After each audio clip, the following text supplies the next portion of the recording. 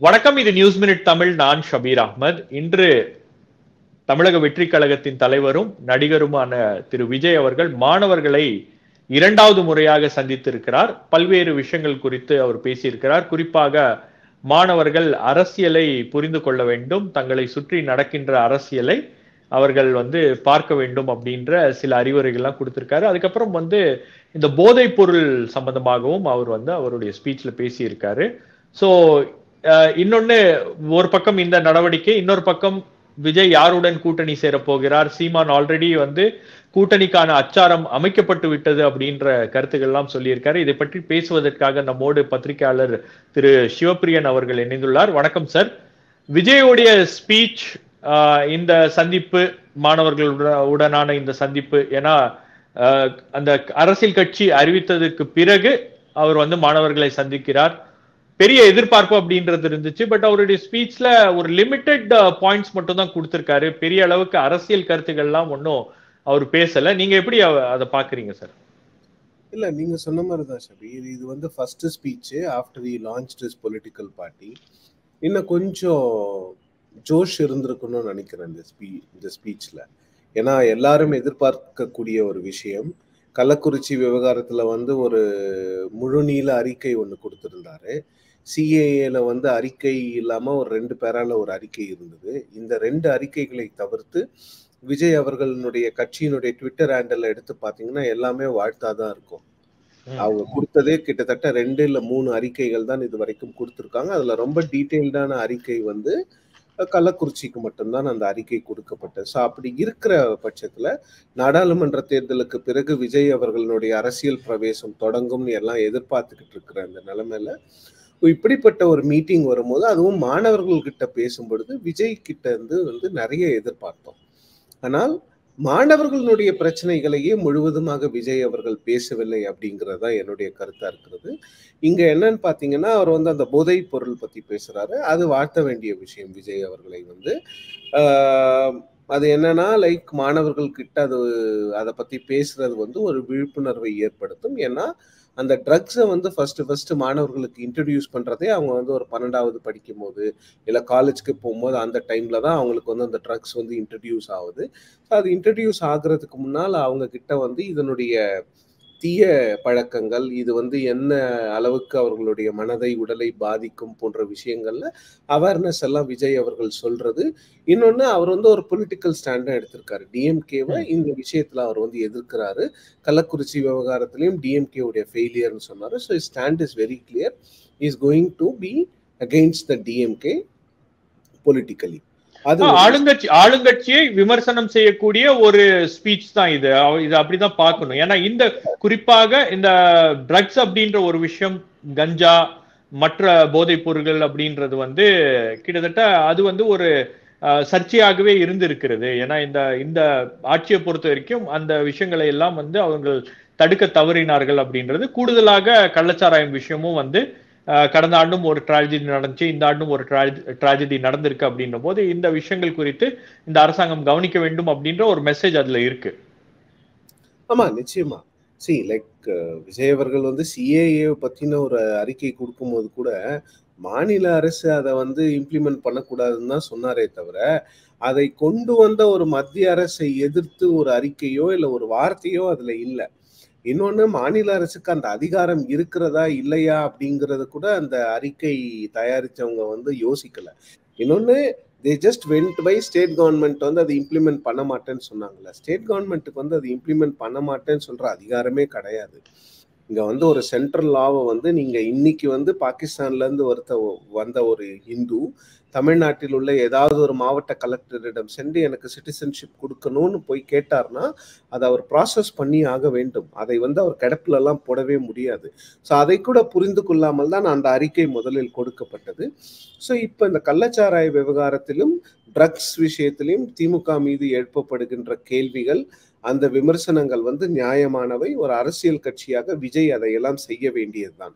அதில் எந்த மாற்று கருத்தும் இல்லை. ஆனா இந்த ஸ்பீச்ல வேற என்னென்னலாம் இருந்திருக்கலாம் அப்படி ரொம்ப முக்கியமான ஒரு விஷயமா நான் என்ன பாக்குறேன்னா, நீட்டை பத்தி விஜய் அவர்கள் பேசல. அது எனக்கு ஒரு மிகப்பெரிய ஏமாற்றமா இருக்குது. ஏன்னா நீட் வந்து தமிழ்நாடு மாணவர்களுடைய மிகப்பெரிய பிரச்சனையாக கடந்த 7-8 ஆண்டுகளாக இருந்து கொண்டிருக்கிறது. எல்லா அரசியல் கட்சிகளுமே நாங்கள் இதோ நீட்டை ரத்து செய்து விடுவோம் என்று சொல்லி ஸ்டூடெண்ட்ஸை ஏமாத்திக்கிட்டு இருக்காங்களே தவிர யாருக்கும் அதற்கான ஒரு வழிமுறை திமுக வந்து ஒரு சீக்ரெட் இருக்குதுன்னு சொன்னாங்க. ஆனா அந்த சீக்ரெட் வந்து ஏற்கனவே ஏடிஎம்கே இம்ப்ளிமெண்ட் பண்ண சீக்ரெட் தான். அது ஒன்றும் புதிய சீக்ரெட்லாம் இல்லை. அசம்பிளில ஒரு பில்லை பாஸ் பண்ணாங்க. அந்த பில்லை வந்து பிரசிடென்ட் கிட்ட கொண்டு போற அளவுக்கு திமுக வந்து ப்ரெஷர் கொடுத்து பிரசிடென்ட் கிட்ட கொண்டு போனாங்க. அதை வந்து யூனியன் கவர்மெண்ட் ரிஜெக்ட் பண்ணாம கவர்னரே ரிஜெக்ட் பண்ணி அசம்பிளிக்கு அனுப்புறதுனால திருப்பி அதை அனுப்பிச்சாங்க. கவர்னருக்கு வேற வழி இல்லாமல் அதை மத்திய அரசுக்கு அனுப்பியிருக்கிறார். 2 வருடங்கள் கடந்த நிலையிலும் கூட அதன் மீது எந்த ஒரு நடவடிக்கையும் இல்லாத போது நீட்ல இப்போ இந்த ஸ்டாண்ட் மட்டும் இல்லாம இப்ப நீட்ல வந்து பல இர்ரெகுலாரிட்டிஸ் இருக்கு. நீட் பிஜி எக்ஸாம் கேன்சல் பண்ணியிருக்காங்க. யூஜி எக்ஸாம் வேற யூஜி என்இடி எக்ஸாம்ஸ் கேன்சல் பண்ணியிருக்காங்க. இது போன்ற விஷயங்கள் ஸ்டூடெண்ட்ஸை கன்சர்ன் பண்ணக்கூடிய ஒரு மிகப்பெரிய விஷயம் பாராளுமன்றத்தில் இன்று எழுப்பப்படுகிறது. சட்டமன்றத்தில் நீட்டுக்கு எதிராக ஒரு தீர்மானம் முதலமைச்சர் கொண்டு வருகிறார். அப்படிப்பட்ட ஒரு சூழ்நிலையில நாடு முழுவதுமே நீட் பற்றிய விமர்சனங்கள் மற்றும் விவாதங்கள் நடந்து கொண்டிருக்கின்ற ஒரு நிலையில வந்து விஜய் போன்ற ஒரு தலைவர் மாணவர்களிடையே உரையாற்றும் பொழுது நீட்டை பத்தி பேசாதது வந்து ஒரு மிகப்பெரிய ஏமாற்றம் தான். நிச்சயமா அதை பத்தி பேசியிருக்கணும். என்னன்னா வந்து நீட்ல என்னென்ன பிரச்சனைகள் இருக்கு, நீட்ல தன்னுடைய நிலைப்பாடு என்ன, தன்னுடைய கட்சியினுடைய நிலைப்பாடு என்ன, இதையெல்லாம் பேசாமல் தவிர்த்தது வந்து எந்த காரணத்திற்காக அப்படின்னு தெரியல. மேபி இந்த விமர்சனங்கள்லாம் கேட்டுட்டு அடுத்த ரவுண்ட்ல அவரு அன்னி கூட அதை பத்தி பேச வேண்டிய ஒரு சூழல் ஏற்படலாம் அப்படின்னு நான் பாக்குறேன். பட் நிச்சயமா நீங்க சொல்ற மாதிரி பேசி இருக்கணும். அது ஒரு மிக முக்கியமான இஷ்யூ. ஏன்னா மாணவர்களுடைய எதிர்காலத்தை பாதிக்கின்ற ஒரு பிரச்சனையாக அது இருக்கிறது அப்படின்னும் போது அதை அவர் பேசி இருக்கணும். இல்ல நெக்ஸ்ட் ரவுண்ட்ல தான் நான் பேச போதில்லைன்னு சொல்லிட்டாரு. நான் சொல்லிட்டாரு. அடுத்ததாக பேச போதில்லை. ஆனா இதே போரிங் ஸ்பீச் தான் இருக்கும், வேற என்ன சொல்றதுங்கிறாரு. என்னுடைய கேள்வி எங்க இருந்து வருதுன்னா அந்த நீட் கேள்வி. நீங்க வந்து ஒரு மாவட்டத்தில் 3 ஃபர்ஸ்ட் செகண்ட் தேர்ட் எடுத்த மாணவர்களை கூப்பிடுறீங்க. அதுல பல பேர் வந்து நீட் எழுதியிருப்பாங்க. அவங்களுக்கு ஒரு கன்ஃபியூஷன் இருக்கு. ஏன் கிரேஸ் மார்க் கொடுத்தாங்க, ஏன் இது போன்ற விவகாரங்கள் நீட்ல நடக்குதுன்னு அவங்களுக்கு வந்து கன்ஃபியூஷன் இருக்கும் பொழுது அந்த மாணவர்களுக்கு நான் எதிர்க்கிறேன், இல்லை நான் அதை சப்போர்ட் பண்றேன், இல்லை உங்களுக்கு துணையா இருப்பேன் எந்த ஒரு வார்த்தையுமே சொல்லாம நாடு முழுவதும் இதுதான் இன்னைக்கு விவாத பொருளாக இருக்கிறது. ஸோ மத்திய அரசை கிரிட்டிசைஸ் பண்றதுல இப்போ விஜய் அவர்களுக்கு ஏதாவது பிரச்சனை இருக்காங்கிற கேள்வியும் வருது அதோட சேர்ந்து. ஏன்னா சிஏஏ விஷயத்திலையும் அவர் வந்து மத்திய அரசை கிரிட்டிசைஸ் பண்ணாம மாநில அரசை மட்டும்தான் கிரிட்டிசைஸ் பண்ணாரு. ஏன்னா சிஏஏக்கும் மாநில அரசுக்கும் சம்பந்தமே இல்லை. ஸோ கள்ளச்சாராய விவகாரத்தில் வரும்போது சரியான நடவடிக்கையாக விஜய் அவர்கள் வந்து மாநில அரசை கிரிட்டிசைஸ் பண்றாரு. நியாயமான ஒரு விஷயம். விஜய் அவர்களோடு எல்லாரும் நிற்க வேண்டும். போதைப் பொருள் வரும்போது அந்த என்ஃபோர்ஸ்மெண்ட் அத்தாரிட்டி வந்து ஸ்டேட் கவர்மெண்ட் தான், அவங்களை கிரிட்டிசைஸ் பண்றாரு. ஆனால் நீட் அப்படிங்கிற விவகாரம் முழுக்க முழுக்க மத்திய அரசிடம் இருக்கக்கூடிய ஒரு விவகாரத்தை பத்தி விஜய் அவர்கள் பேச மறுப்பது ஏன்? நான் மற்ற பிரச்சனைகள்லாம் கூட கொண்டு வரலாம். மாணவர்கள் கிட்ட பேசுறீங்க, நீங்க பேசின மாணவர்கள்லயே பல பேர் நீட் எழுதியிருப்பாங்க, பல பேர் மருத்துவ கனவோட இருப்பாங்க. அவங்களுக்கெல்லாம் உங்களுடைய பதில் என்ன, உங்களுடைய ஆலோசனை என்ன? அது வந்து ஒரு நியாயமான கேள்வி தானே. நிச்சயமா அது ஒரு நியாயமான கேள்விதான். அதான் அந்த விஷயத்தை அவர் ஏன் ஸ்கிப் பண்ணார் அப்படின்றது நமக்கு தெரியல. அதுதான் வந்து இன்னைக்கு மாணவர்களை பெரிதும் பாதிக்கின்ற ஒரு விஷயமாக இருக்கிறது. சவுத் இந்தியால அது சம்பந்தமான அவேர்னஸ் வந்து ஓரளவுக்காச்சும் இருக்கு. அந்த எக்ஸாம் எப்படி வந்து மாணவர்களுக்கு எதிரானது, அவர்களுடைய எதிர்காலத்தை சீரழிக்கக்கூடிய ஒரு தேர்வாக அது இருக்கிறது அப்படின்ற அந்த அவேர்னஸ் இருக்கு. பட் நார்த் இந்தியால இப்பதான் அது ஆரம்பிச்சிருக்கு. இப்பதான் உங்களுக்கு நீட்னா என்ன, அந்த என்டிஏ எப்படி அவங்களுடைய நடவடிக்கை, இது எல்லாமே வந்து இப்பதான் ஸ்க்ரூட்டனிக்குள்ள வந்திருக்கு அப்படின்னும் போது நீங்க சொல்ற பாயிண்ட் வந்து நிச்சயமாக அது வந்து அவரு கன்சிடர் பண்ணியிருக்க வேண்டிய ஒரு பாயிண்ட். ரெண்டாவது, அவர் வந்து இந்த அரசியல் புரணி பேசுறாங்க. ஆன்லைன்ல அவருக்கு எதிரான அந்த அட்டாக்ஸ் எல்லாம் வந்து சமீப காலமாக அதிகரித்து இருக்கிறது. என்ன உங்களுக்கு திமுகவும் அவரை அட்டாக் பண்றாங்க, பிஜேபியும் அவரை அட்டாக் பண்றாங்க அப்படின்னா பொட்டென்ஷியல் சேலஞ்சரா இவரை பார்க்க ஆரம்பிச்சுட்டாங்களா? நிச்சயமா பொட்டன்ஷியல் சேலஞ்சர் தானே. அதுல எந்த மாற்று கருத்தும் இல்லை. விஜய் வந்தா பொட்டன்ஷியல் சேலஞ்சர் தான். எல்லாரோட ஓட் பேங்க்கும் நிச்சயமா கொஞ்சம் ஒரு சின்ன ஓட்டையாவது விழும்ல. விஜய் வந்து நீங்க விஜய் போன்ற ஒரு ஆக்டர் வரும்பொழுது எஸ்பெஷலி அவர் வந்து இந்த ஃபர்ஸ்ட் டைம் ஓட்டர்ஸை டார்கெட் பண்றாரு. ஸோ ஃபர்ஸ்ட் டைம் ஓட்டர்ஸ் பெருமளவுல போட்டா கூட ஒரு 25ல இருந்து 40 வயது இருக்கக்கூடிய இளைஞர்களுடைய வாக்குகள் விஜய் அவர்களுக்கு போவதற்கு வாய்ப்புகள் இருக்கிறது. இன்னொன்னு பெண்களுடைய வாக்குகள் கொஞ்சம் ஓரளவுக்கு விஜய்க்கு போகலாம் அப்படிங்கிற ஒரு எதிர்பார்ப்புகள் இருக்கும்போது அது எல்லாரையுமே பாதிக்கும் நிச்சயமா. ஒரு 2% எல்லா கட்சியில இருந்து எடுத்தா கூட போதும்ல. ஸோ ஒரு 2% வாக்கு வந்து விஜய் வந்து ஒரு திமுக கிட்ட இருந்தோ ஒரு பிஜேபி கிட்ட இருந்தோ இல்லை ஒரு அதிமுக கிட்ட இருந்தோ எடுக்கிறாருன்னா அது வந்து அவங்களுக்கு ஒரு மிகப்பெரிய செட்பேக்காக தானே இருக்க முடியும். ஏன்னா இந்த 2ங்கிறது அடுத்த தேர்தலில் 4 ஆகலாம். ஸோ அதனால விஜய் ஒரு சேலஞ்சர் தான், அதுல வந்து எந்த மாற்று கருத்துமே இல்லை. இன்னொன்னு டிஎம்கே வந்து விஜயை சேலஞ்சரா பாக்குறாங்கிறத நான் ஒத்துக்கிறேன். இன்னொன்னு என்னன்னு பாத்தீங்கன்னா விஜயும் டிஎம்கேவை தன்னுடைய சேலஞ்சரா தானே பாக்குறாரு. ஸோ விஜயோடைய இன்னைக்கு ஆளும் கட்சியாக இருக்கிறது மட்டும் இல்லாம அவங்க மீது விமர்சனங்களை வைக்கிறார். ஸோ அது நியாயமான விமர்சனம். அதே போன்று விஜய்க்கு எப்படி வந்து அந்த உரிமை இருக்கிறதோ அதே போன்று விஜயை விமர்சிக்கக்கூடிய உரிமை வந்து எல்லாருக்குமே உண்டு. பத்திரிகையாளர்களாக நமக்கும் உண்டு. அந்த விமர்சனங்கள் தரம் தாழக்கூடாது. இன்னொன்னு அவருடைய பர்சனல் லைஃப் பத்தி பேசுறதோ அந்த மாதிரி விஷயங்கள்ல போகக்கூடாதே தவிர கன்ஸ்ட்ரக்டிவா ஒரு கிரிட்டிசிசம் வைக்கிறது. இப்ப வந்து திமுகவினரோ இல்ல யாரோ ஒருத்தர் வந்து நீட் பத்தி ஏன் விஜய் பேசலன்னா அது நியாயமான கேள்வி. ஆனா விஜய் வேற ஒரு பர்சனல் இஷ்யூவோ இல்ல வேற எதையோ கொண்டு வந்து விஜய் ஏன் இதை பத்தி பேசல அப்படின்னு கேட்கறது வந்து நியாயம் இல்லாதது. ஸோ விஜய் அவர்களுடைய பாயிண்ட் என்னன்னா அந்த சோசியல் மீடியாவையும் கிரிட்டிசைஸ் பண்ற மாதிரி தான் இருந்தது. சோசியல் மீடியாவை ரொம்ப நம்பாதீங்க, சோசியல் மீடியால எது உண்மை எது பொய்ங்கிறதே தெரிய மாட்டேங்குது அப்படிங்கிற ஒரு பாயிண்ட்ல தான் அவர் வந்து கன்வர்ஜ் ஆனதா நான் இன்னைக்கு பார்த்தேன். சோ ஏதோ ஒரு இடத்துல அந்த விஷயங்கள் எல்லாம் வந்து அவரை ஒண்ணு டிஸ்டர்ப் பண்ண வச்சிருக்கு அல்லது அதை நோட்டீஸ் பண்ண வச்சிருக்கு அப்படின்றத பாக்குறோம். அப்படிதான் அதை புரிஞ்சுக்கணுமா? ஆமா நிச்சயமா. லைக் அரசியலுக்கு வரும்பொழுது இதெல்லாம் அவங்க கவனிச்சு ஆகணும், வேற வழியில. இன்னொன்னு விஜய்க்கு வந்து ஒரு டீம் இருக்காங்க. ஸோ அவங்க வந்து நிறைய விங்ஸ் வச்சிருக்காங்க, ஐடி விங் வச்சிருக்காங்க, லாயர்ஸ் விங் வச்சிருக்காங்க. ஸோ அவங்க வந்து ஒரு எஸ்டாப்ளிஷ்ட் பார்ட்டியா உருவாவதற்கான எல்லா முயற்சிகளையும் அவங்க எடுக்கும்போது இதெல்லாம் அவருடைய கவனத்துக்கு போகுது. அதை பத்தி அவர் பேசுறது, ஸ்டூடெண்ட் கிட்ட பேசுறது வந்து சரியான விஷயம் தான், அதெல்லாம் நீங்க தவறா சொல்ல முடியாது. ஆனா லைக் இதுல என்னன்னா விஜய் இன்னும் கொஞ்சம் ஹோம்ஒர்க் பண்ணணுமோ அப்படிங்கிற விஷயமும் எனக்கு இருக்கு. ஏன்னா ஒரு ஒரு ஸ்டேட்மெண்ட் கொடுக்கிறாரு, தலைவர்கள் உருவாக வேண்டும் அரசியல்ல மட்டுமில்ல எல்லா துறையிலையும். ஆனா அதுக்கு கான்ட்ரடிக்டரியா இன்னொரு விஷயமும் பேசுறாரு. தமிழ்நாட்டுல வந்து இப்பவே வந்து தலைவர் இது வந்து வேர்ல்ட் கிளாஸ் டாக்டர்ஸ் இருக்காங்க, வேர்ல்ட் கிளாஸ் இன்ஜினியர்ஸ் இருக்காங்க, கரெக்ட்? அப்ப அவங்க எல்லாம் லீடர்ஸ் இல்லையா? அப்ப லீடர்ஸை எல்லா துறையிலும் உருவாக்கணும்னு சொல்ற நீங்க இன்னொன்னு ஏன் வந்து நீங்க வந்து இப்ப இருக்கிற லீடர்ஸை ரெகக்னைஸ் பண்ண மாட்டேங்கிறீங்க? அப்ப நீங்க என்ன பண்ணோம்னா பழைய தலைவர்கள், அதாவது உங்களுடைய முன்னோடிகளாக சினிமாவில இருந்து வந்த திரு விஜயகாந்தாக இருக்கலாம், திரு ரஜினிகாந்தாக இருக்கலாம், திரு கமலஹாசனாக இருக்கலாம், அவங்க எல்லாம் வச்ச என்ன முதல்ல எடுத்து வச்ச பேச்சு என்னன்னு பாத்தீங்கன்னா நல்ல தலைவர்களை உருவாக்கணும், நல்ல ஒரு எதிர்கால சிஸ்டம் சரியில்லைன்னு சொன்னாங்க. ஆனா அதே டெம்ப்ளேட்டை தான் விஜயும் கொண்டு வர மாதிரி தெரியுது. தலைவர்கள் இல்ல, இளைஞர்கள் அரசியலுக்கு வர வேண்டும், படிச்சவங்க அரசியலுக்கு வர வேண்டும். ஏன் படிச்சவங்க இன்னைக்கு அரசியல்லே இல்லையா? சோ இல்ல, எனக்கு கடந்த முறை ஸ்பீச்சுக்கும் இந்த முறை ஸ்பீச்சுக்கும் ஒரு வித்தியாசம் தெரிகிறது. ஏன்னா கடந்த முறை வந்து அவர் பேசும்போது அது கொஞ்சம் இந்த ஆடியோ லான்ச் மாதிரி இருந்துச்சு. ஒரு குட்டி கதை, ஒரு என்ன சொல்றது, ஒரு ஒரு சில டயலாக்ஸ் எல்லாம் வந்து எல்லா ஸ்பீச்சஸ்லயும் இருக்கும். Health is last, something is last, wealth is last அப்படின்ற மாதிரி இந்த மாதிரி விஷயங்கள்லாம் அந்த டயலாக்ஸ்ல ஸ்டாண்டர்ட் டயலாக்ஸ் அதெல்லாம் இல்லாம ஏதோ ஒரு இடத்துல அவருக்கு கொஞ்சம் அந்த ஸ்பீச்ல ஒரு இம்ப்ரூவ்மெண்ட் தெரியற மாதிரி பாக்குறேன். லைக் யூ செட், இன்னும் வந்து அது இன்னும் பொலிட்டிக்கலா பேசணும்.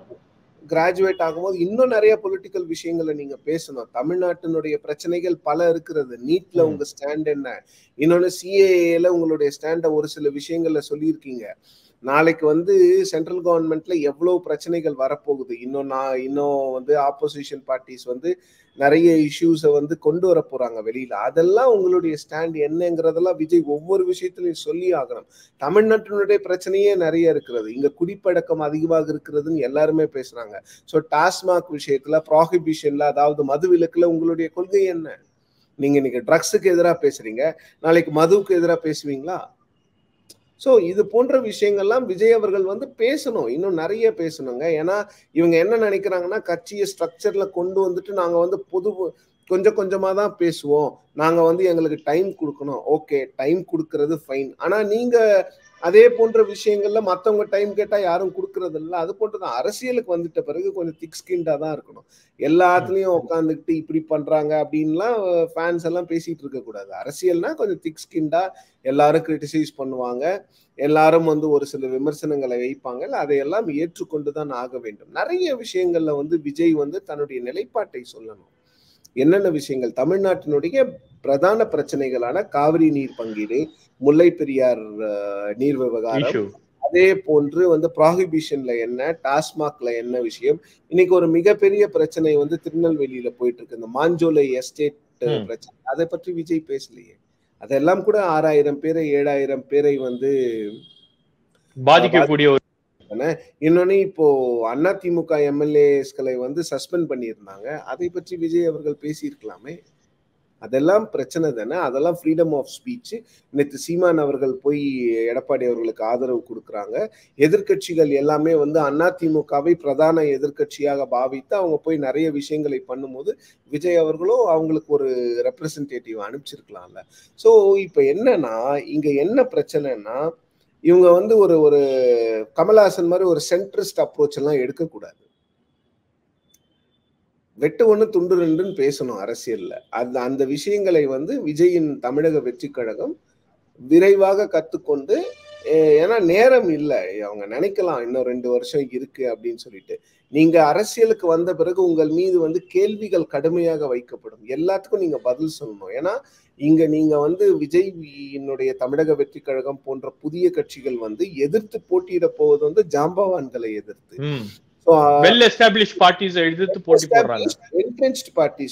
நீங்க வந்து இப்ப நினைக்கலாம் உங்களுக்கு வந்து பூத்ல எல்லா பூத்லயும் உங்களுக்கு ஆள் இருக்கு, ஒவ்வொரு பூத்ல ஒவ்வொரு வில்லேஜ்ல வந்து உங்களுக்கு ஆள் இருக்குன்னு. ஆனா நீங்க கட்சியை ஆரம்பிச்ச பிறகு நீங்க அந்த உறுப்பினர் படிவங்கள்லாம் கொடுத்த பிறகு எவ்வளவு பேர் நீடிக்கிறாங்க, எவ்வளவு பேர் வந்து அவங்க ஏற்கனவே இந்த ஐடியாலஜிக்கு போறாங்க, வேற கட்சிக்கு போறாங்க, அவங்க இப்ப இருந்த கட்சியை விட்டு வராங்களாங்கிறதெல்லாம் பார்க்க வேண்டியது இருக்கு. ஸோ இந்த இன்ஃப்ராஸ்ட்ரக்சர் இவங்க சொல்ற இந்த இன்ஃப்ராஸ்ட்ரக்சர் இருக்குல்ல, பார்ட்டியோடைய ஹியூமன் ரிசோர்சஸ் இன்ஃப்ராஸ்ட்ரக்சரா இருக்கட்டும், இல்ல வந்து பார்ட்டியினுடைய உட்கட்டமைப்பா இருக்கட்டும், இது எல்லாமே டெஸ்ட் எப்போனா எலெக்ஷன்ல மட்டும்தான் இதை டெஸ்ட் பண்ண முடியும். இன்னொன்னு லைக் எல்லா தேர்தலையும் புறக்கணிக்கிறதுங்கிறது வந்து ரஜினிகாந்தோடைய ஸ்டைல். எனக்கு வந்து இது மட்டும்தான், நான் வந்து சட்டமன்ற தேர்தலை மட்டும்தான் போட்டியிடுவேன்னு சொல்றதெல்லாம் ஒரு ஜனநாயகத்துல ஏற்றுக்கொள்ளவே முடியாது. உங்களுடைய இலக்கு ஒன்றாக இருக்க முடியாது. அரசியல்ல வெற்றி தோல்விங்கிறது வந்து ரொம்ப சாதாரணங்க. எல்லா பை எலெக்ஷன்லயும் போட்டி போடுங்க. ஸோ ஓகே, பை எலெக்ஷன்ல கூட எனக்கு ஒன்றும் பிரச்சனை இல்லைங்க. பட் உள்ளாட்சி தேர்தலில் கூட நீங்க போட்டியிட மாட்டேன்றதை இப்பவே அனௌன்ஸ் பண்ணிட்டீங்கன்னா அது என்ன விதமான ஒரு ஸ்ட்ராட்டஜி? உள்ளாட்சி தேர்தலில் போட்டிட்டீங்கன்னா உங்களுடைய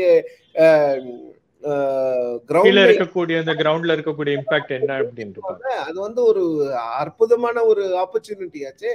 ஏன்னா இப்ப என்னன்னா உள்ளாட்சி தேர்தலில் இவங்களுக்கான வாக்குகள் வரலன்னா எக்ஸ்போஸ் ஆயிடுவாங்க. ஸோ இந்த பயமெல்லாம் தான் வந்து விஜய் போன்ற நடிகர்களை வந்து அரசியலுக்கு வரும்போது ஒரே ஒரு சிங்கிள் கோலோட வச்சுக்கிட்டு வராங்க. ஸோ அதை மக்கள் எப்படி ஏத்துக்க போறாங்கிறதையும் பொறுத்திருந்து தான் பார்க்கணும். ஓகே, கடைசியா ஒரு கேள்வி. சீமான் அவர்கள் வெளிப்படையாகவே பேச ஆரம்பிச்சிட்டாரு, விஜயுடன் பேச்சுவார்த்தை என்பது நடந்து கொண்டிருக்கிறது, நாம ஒரு அணில திரளுவோம், அந்த கூட்டணிக்கான ஆச்சாரம் அப்படின்னு கூட நீங்க எடுத்துக்கலாம் அப்படின்லாம் வந்து பேச ஆரம்பிச்சிட்டாரு. ஸோ இட்ஸ் ஆல்மோஸ்ட் சர்டனா இவங்க 2 பேரும் ஒன்னா வர்றது, ஒரு 3வது அணி அப்படின்றது உதயமாவது? இல்ல, 3வது அணி ஏற்கனவே ஒரு 3வது அணி இருக்கு, பாஜக பாமகலாம். அப்ப இவங்களை என்ன 4வது அணின்னு சொல்றதா? இல்ல ஷபீர், அவங்க 2 பேர் வருவதற்கான வாய்ப்பை நான் பாக்குறேன். பட் அதனுடைய இம்பாக்ட் என்னவா இருக்கும்? இம்பாக்ட் எல்லாம் வந்து நீங்க எலெக்ஷனை வச்சு மட்டும்தான் பண்ண முடியும். நீங்க வந்து சீமானுக்கும் விஜய்க்குமான, சீமானுக்கும் ஓட்டு போடுறவங்க ஃபர்ஸ்ட் டைம் ஓட்டர்ஸ் தான் மேக்சிமம் பீப்புள். அதுக்காக அவங்க மட்டும்தான் ஓட்டு போடுறாங்கன்னு நான் சொல்ல வரல. சீமானுக்கு ஓட்டு போடுறதுல மெஜாரிட்டி ஆஃப் த பீப்புள் வந்து முதல் தலைமுறை வாக்காளர்கள். அவங்களே தான் விஜய் அவர்களுக்கும் ஓட்டு போட போறாங்க இந்த முறை. பெருமளவுல அவங்க தான் வந்து விஜயை ரொம்ப விரும்புறாங்க. ஏன்னா ஒரு ஒரு ஃப்ரெஷ் ஃபேஸா இருக்கு, ஒரு யங் ஃபேஸ் அப்படின்னு மக்கள் நினைக்கிறதுனால பண்றாங்க. பட் ஏற்கனவே நாம கோயம்புத்தூர் போன்ற நாடாளுமன்ற தேர்தலில் பார்த்ததுதான், லைக் யங்ஸ்டர்ஸ் வந்து ஒரு யங் லீடரா அண்ணாமலையை கோயம்புத்தூர்ல விரும்பின மாதிரி மற்றவங்க யாரும் ஒரு 45-50 இயர்ஸ்க்கு மேல இருக்கிறவங்க வந்து திராவிட கட்சிகளை மீறி யாரும் வரமாட்டேங்கிறாங்க பெரிய அளவுல. ஸோ அதெல்லாம் சேலஞ்சஸா இருக்கும். இன்னொன்னு பாத்தீங்கன்னா விஜய் அவர்களுக்கும் சீமான் அவர்களுக்கும் இது ஆல்ரெடி வந்து ஒரு கிரௌடட் பிளேஸா இருக்கு. இங்க பாலிடிக்ஸ்ங்கிறது நிறைய கட்சிகள் இருக்காங்க. ஸோ உங்களுக்கான ஸ்பேஸ் என்ன இருக்கு? ரெண்டு பேரும் சேர்ந்தீங்கன்னா உங்களோட ஸ்பேஸ் என்ன? விஜய் அவர்களோட ஸ்பேஸ் என்னங்கிறது 26ல தான் தெரிய வரும். ஸோ நீங்க நிறைய பார்ட்டிஸ் இருக்காங்க. ஏடிஎம்கேக்கு ஒரு 30% வாக்குகள் இருக்கிறது, திமுகவுக்கு ஒரு 35% வாக்கு இருக்குது, காங்கிரஸுக்கு கொஞ்சம் இருக்கு, பிஜேபிக்கு இருக்கு, பிஎம்கேக்கு இருக்கு. இதெல்லாம் மீறி விஜய் அவர்களுக்கும் நாம் தமிழருக்கும் எவ்வளவு வாக்குகள் இருக்க போகிறது? இவங்க வந்து யாரோட ஓட் பேங்க்ல இருந்து இவங்க எடுக்க போறாங்க? அந்த திராவிட கட்சிகளினுடைய வாக்கு வங்கியில் இவர் வந்து எடுக்க போறாரா, இல்ல பிஜேபி போன்ற அந்த பாமக போன்ற கட்சிகள் அந்த தேர்ட் ஃப்ரண்ட்டினுடைய வாக்குகளை எடுக்க போறாராங்கிறதெல்லாம் நம்ம பொறுத்திருந்து தான் பார்க்கணும். எல்லாருடைய வாக்குகளையும் இவர் எடுப்பதற்கான வாய்ப்பு இருக்கு. பட் எவ்வளவு பர்சன்டேஜ் இவருக்கு வரும், இவருடைய வாய்ப்புகள் என்னங்கிறதெல்லாம் நம்ம போக போக பார்க்கணும். ஏன்னா எல்லாரும் ஜஸ்ட் அவர்கள் விஜய் அவர்களுடைய ஃபேஸை வச்சு யாரும் ஓட்டு போட போதில்லை. அவருடைய பாலிசிஸ் எல்லாத்தையுமே பார்க்கணும் ஷபீர். எல்லா பாலிசிஸையுமே பார்க்கணும். ப்ராஹிபிஷன்ல என்ன, நீட்ல என்ன, அதே மாதிரி வந்து இன்னைக்கு வந்து 2 லாங்குவேஜ் பாலிசின்னு இருக்கு. அதுல வந்து பெரிய மாற்றம் இருக்காது. அந்த லாங்குவேஜ் பாலிசியில அவருடைய ஸ்டாண்ட் என்ன?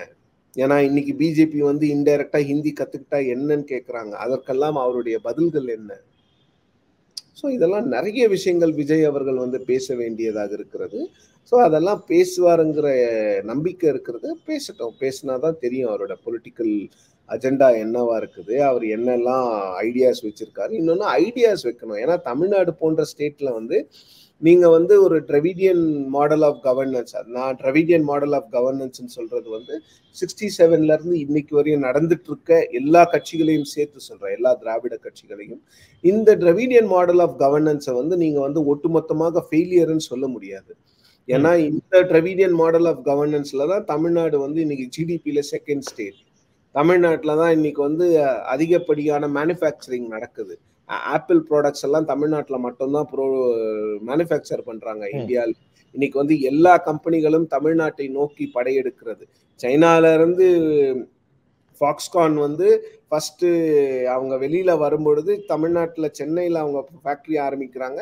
இன்னைக்கு வந்து இந்தியாவில் மிகப்பெரிய அளவில் வந்து ஐபோன்ஸை வந்து ஃபாக்ஸ்கான் வந்து தமிழ்நாட்டில் தான் ப்ரொடியூஸ் பண்றாங்க. வேற எங்கேயுமே அவங்களுக்கு ஃபேக்டரி இது வரைக்கும் இல்லை. ஸோ இது போன்ற விஷயங்கள் மக்களுக்கு ரொம்ப தெளிவா தெரியும் பொழுது நீங்க வந்து ரொம்ப ஓப்பனா பொது புத்தியில இருந்து பேச முடியாது. தமிழ்நாடு அழிந்து விட்டது, தமிழ்நாடு வந்து ஒரு 60 வருடமாக திராவிடம் வந்து திராவிடத்தால் வீழ்ந்தோம் வாழ்ந்தோம், அதெல்லாம் பேசிட்டு இருக்க முடியாது. நீங்க வந்து இவங்களை விட பெட்டரா நீங்க ஆட்சி பண்ணுவீங்கன்னா என்னன்னு மக்களுக்கு வந்து ரொம்ப தெளிவா கொடுக்கணும். அப்பதான் மக்கள் ஏற்றுக்கொள்வாங்க. இவங்க கிட்ட என்ன பிரச்சனை இருக்கு, நாங்க அந்த பிரச்சனையை சரி செய்வதற்கு என்ன செய்வோம். இன்னொன்னு வந்து இது வந்து ஒரு வெல்ஃபேர் ஸ்டேட். ரீல் விஜய் என்ன பேசியிருக்காருன்னா, ஒரு விரல் புரட்சி அப்படிங்கிற ஒரு பாட்டுல வந்து ஃப்ரீபீஸ் எல்லாம் வேணான்னு பேசுவாரு. ஸோ இப்ப ரியல் விஜய் வந்து ஃப்ரீபீஸ் வேணுங்க போறாரா, வேண்டாங்க போறாரா? ஸோ இதெல்லாம் இருக்கு. ஏன்னா நம்ம ஏற்கனவே ரியல் ரஜினியை பார்த்துட்டோம். ரீல் ரஜினி வந்து போலீஸுக்கு எதிரான வன்முறைகளை ரீல்ல சினிமால கட்டவிழ்த்து விடுவார். ஆனால் ரியல்ல வரும்போது போலீஸ் என்ன செஞ்சாலும் சரின்னு தூத்துக்குடியில பேசினார்ல ரஜினிகாந்த் அவர்கள்.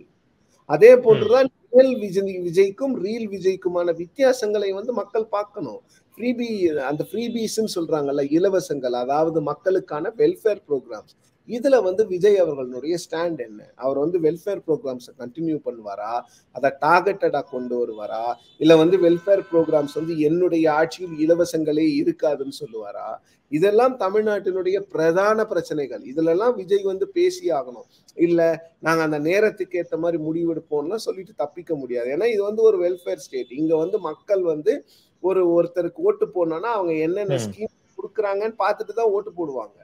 மகளிர் உரிமை திட்டமா, இல்ல போன முறை என்னென்ன திட்டங்கள் வந்து திமுக சொன்னாங்க, மகளிர் உரிமை திட்டம், அதே போன்று மகளிருக்கு இலவச பேருந்து பயணம். ஸோ இதெல்லாம் விஜய் அவர்கள் கண்டினியூ பண்ண போறாரா இந்த மாதிரி வெல்ஃபேர் ப்ரோக்ராம்ஸை? இல்ல அவர் வந்து வெல்ஃபேர் ப்ரோக்ராம்ஸை வேற மாதிரி கொண்டு வருவாரா? கொண்டு வரதா வந்து எந்த மாதிரி வெல்ஃபேரை நான் கொண்டு வருவேன்? இப்ப தலைவர்களை உருவாக்கணும்னு சொல்றாருல, அதற்கு அவருடைய திட்டம் என்ன? தலைவர்களை உருவாக்கணும், எல்லா துறையிலையும் தலைவர்களை உருவாக்கணும்னா அதற்கு விஜயனுடைய திட்டம் என்ன, ஸ்கில் டெவலப்மெண்ட்டுக்கு என்ன கொண்டு வர போறாரு, எப்படி எப்படிலாம் மாணவர்களுடைய ஸ்கில்ஸை டெவலப் பண்ண போறாருங்கிற ஒரு ப்ளூ பிரிண்ட் இருக்கணும்ல. அந்த ப்ளூ பிரிண்ட் எல்லாம் கேட்பாங்க, கண்டிப்பா கேட்பாங்க. நீங்க வந்து வார்த்தை ஜாலங்களால் எல்லாரையும் வந்து இது பண்ணிட்டு போயிட முடியாது, எல்லாமே கொடுக்கணும்.